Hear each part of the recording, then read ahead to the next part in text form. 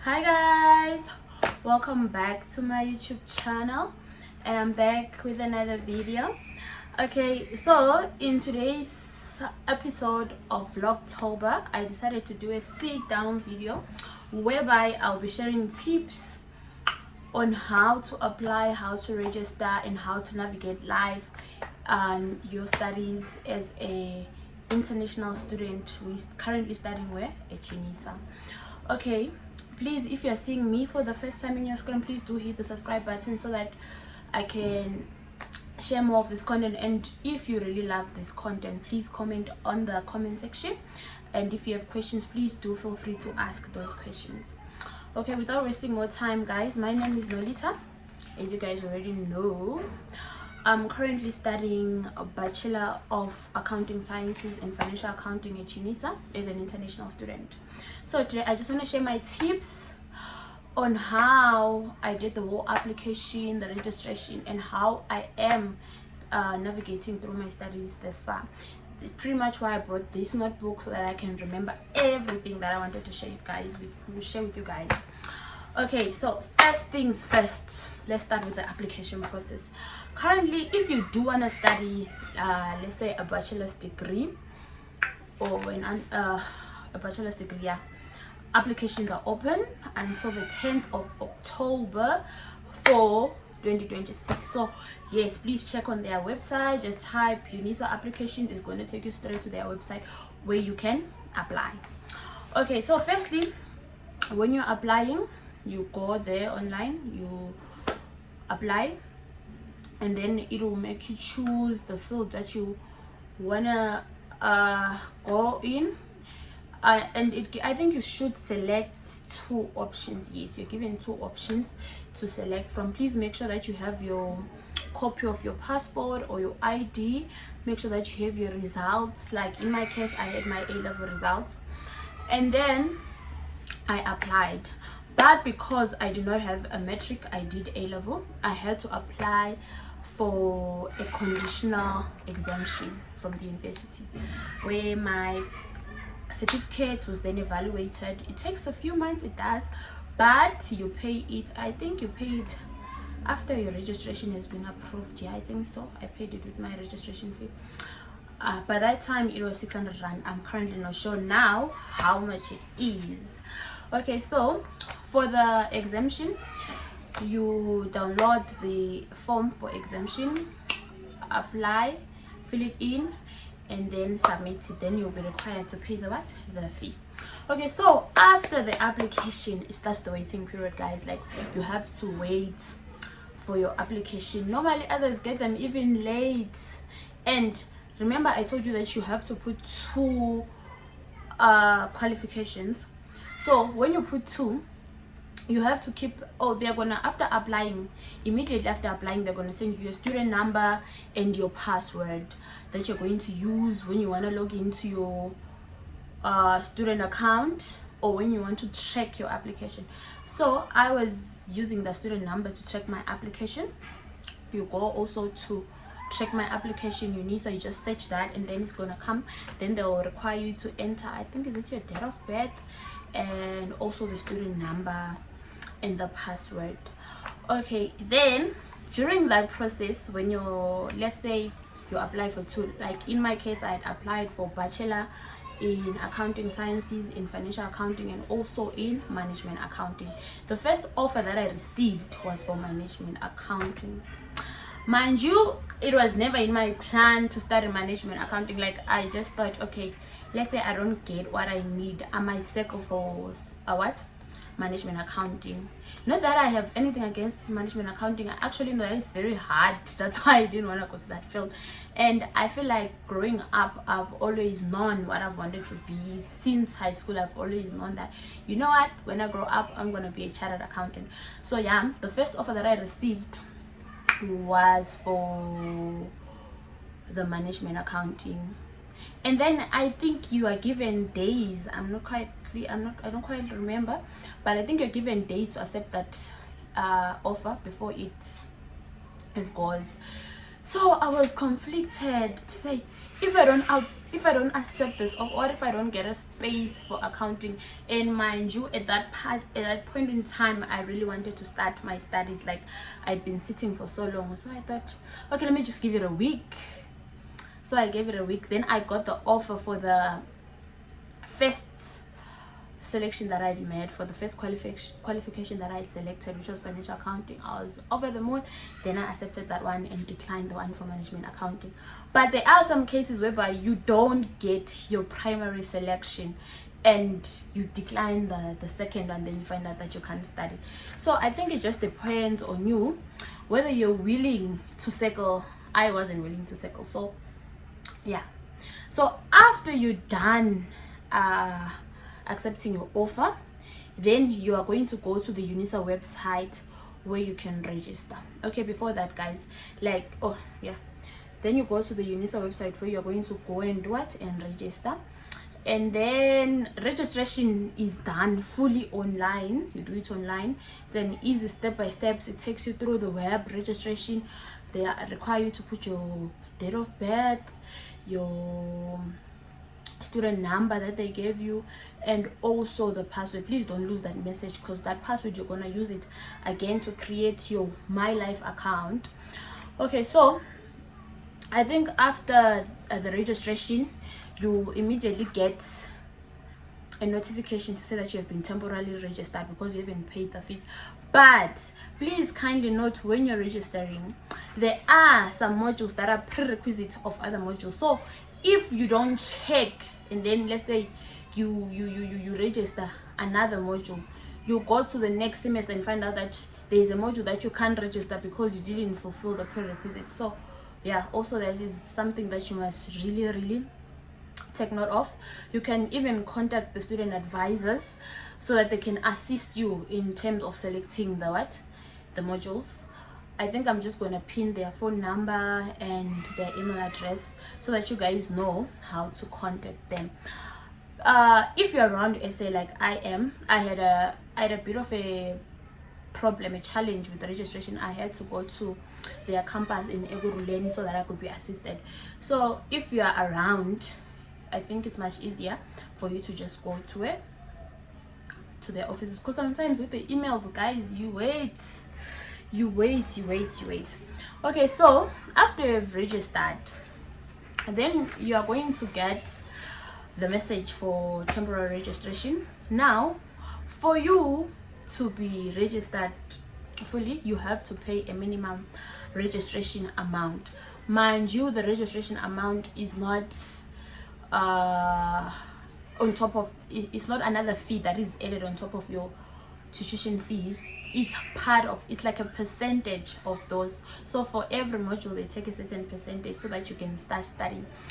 And if your registration is finalized, or even before it's finalized, guys, what I would advise you to do is you can start early. Because with UNISA, you know, like, you'll be telling yourself, I have time, then boom, it's exam time just flies. So while you're waiting for your registration to be finalized after paying, then you can go and claim your MyLife account. The MyLife account is where the lecturers are going to communicate with you, where they send the financial statements, where they send assessment due dates, where they send letters. Let's say, for example, you're writing an exam and you're working like I am, you would need proof for your employer to show that on this day or on this week I might not be there because I have to write. So yeah, you go and claim MyLife. For you to go and claim MyLife, you go to my UNISA website, and then you keep scrolling, like on their website, you'll see there is a certain place that is written claim your MyLife. That's where you're going to go and claim your MyLife. And then MyLife is registered under Microsoft, so like basically you'll be using Outlook. And then you're gonna enter your passport number, your name and surname. It's gonna ask for your details, and then it's gonna ask for your email address. Your email address is going to be your student number at mylife.unisa.ac.za. I'm gonna include that on this clip so that you can see it. and then your password is that same password. Remember the password that I was talking about that they give you when you're applying? That is your password that you're going to use for your MyLife account. So now if you have claimed your MyLife, that means whatever is being sent by the lecturers, you can now access it. And then before even, okay, with most of the modules in UNISA, they are fully online. Others, yes, they do have hard copy study material, but for me, talking from my experience in accounting, most of them are fully online. So modules, study units, tutorial letters, they would come online. Like I wouldn't get hard copy study materials. There are some of the modules like economics, the ones that they do send study materials to my house, but now I'm not sure if you are far how they send it. I'm not really sure because I'm currently residing in SA, so I don't really know how to go about it when you're outside of South Africa. And then after your registration has been finalized, you can also download Moodle, yeah, I don't know how to pronounce it, but it's an application whereby now that's where we now write our assignments most of the time, like our quiz. It's normally put there, and then in that Moodle application there is a link that you must type so that it will take you, because there are a lot of institutions which use it. You must find the link for UNISA, and then when you get there, it's going to require you to again put your student number. It's also going to require you to put a profile picture. The profile picture, the reason why you're putting a profile picture is because we do have assignments that use webcam, so I think they use that to check, okay, is this person writing their own assignment, is this person doing his own work? So I think that's why. And sometimes exams, they use webcam, so you have to upload your profile picture, and somehow it's already connected to your MyUNISA, so you don't have to go and type MyUNISA. You can just go to Moodle. You get all your study material there.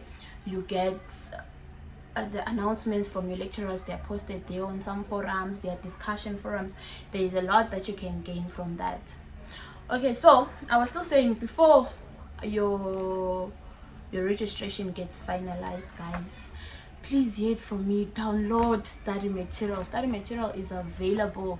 If you are not a Telegram person, you can even research on Give Me Notes. There are some WhatsApp groups like previous WhatsApp group where you can get learners who are doing that module previously, and they can share study material with you.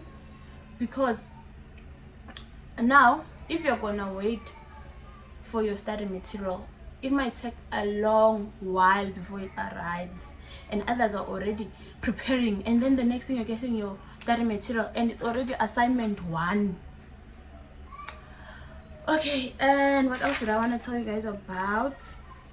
Okay, about the lecturers and the lectures, guys. UNISA is an ODL, meaning it's an open distance learning institution.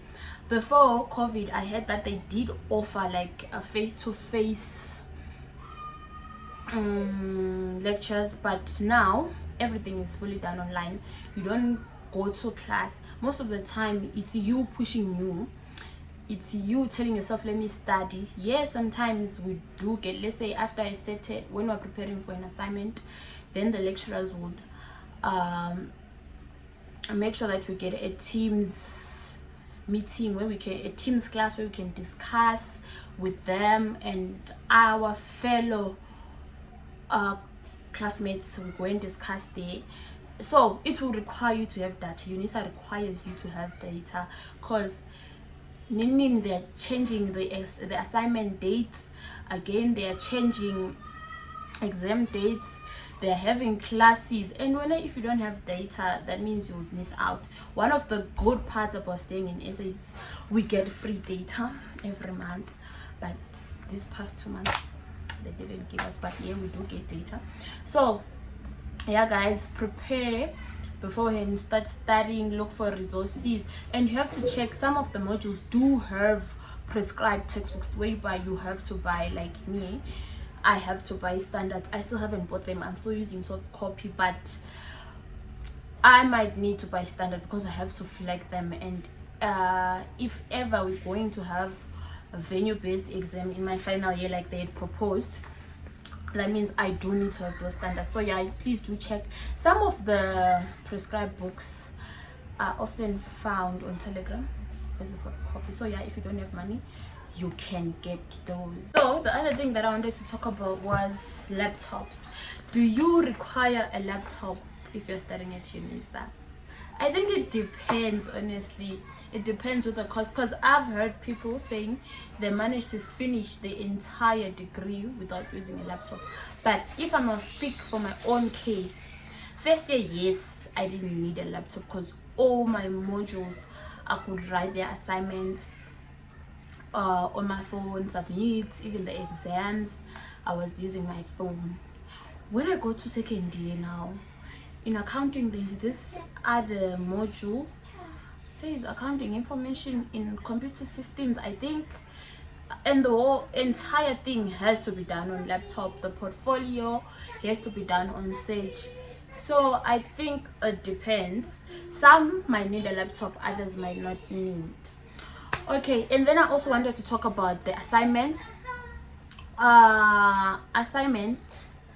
I'll give the tips that I'll give you in regards to assignment. After you have registered, you can go and log into my admin. Then you scroll down on that dashboard. You're gonna see where it says student assessment. If you open there, it will require you again to log in your details, and then it's going to take you to another page where they are going to display all the assignments that you're going to be having in that semester, and when their due dates are. But do check your MyLife frequently, because sometimes due dates can be changed, or sometimes you can be asked to rewrite. Yeah. And then again, with assignments, some assignments do use webcam, others you don't use webcam, but there are some invigilation tools that they use for some assignments. And with UNISA, assignments do count to your final marks. Sometimes it's just that they weigh different. You find that, let's say, assignment number 1 is 10%, assignment number 2 is 20%, so they do weigh to your final marks. So please do attempt all your assignments, and in cases whereby you are doing a quiz and you have more than one attempt and they're gonna give you the highest score, my advice to you will be do both attempts, because you might have gotten a 50 in the first and then you're satisfied, and then you don't do the second one. What if you're going to get an 80%? So yeah, try and do all the assignments, because they do contribute. And there are some modules whereby you need a certain percentage from your assignment to qualify for the exam, so take them very seriously. So guys, another thing I wanted to talk about was exams. My advice to you is, guys, print out your exam timetable, post it somewhere on the wall. Don't be like me. On my first semester, on my first year, guys, for second semester, I think, there's this other module for basic numeracy, very interesting. I did all the assignments, then I checked the timetable.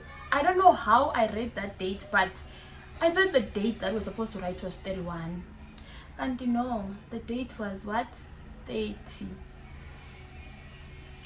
Please tell me why I missed an exam that I was studying for. Like, it was so painful because I was studying for that exam. So yeah, my advice is, please do print out your exam timetable so that you can see it every day, check the dates and prepare.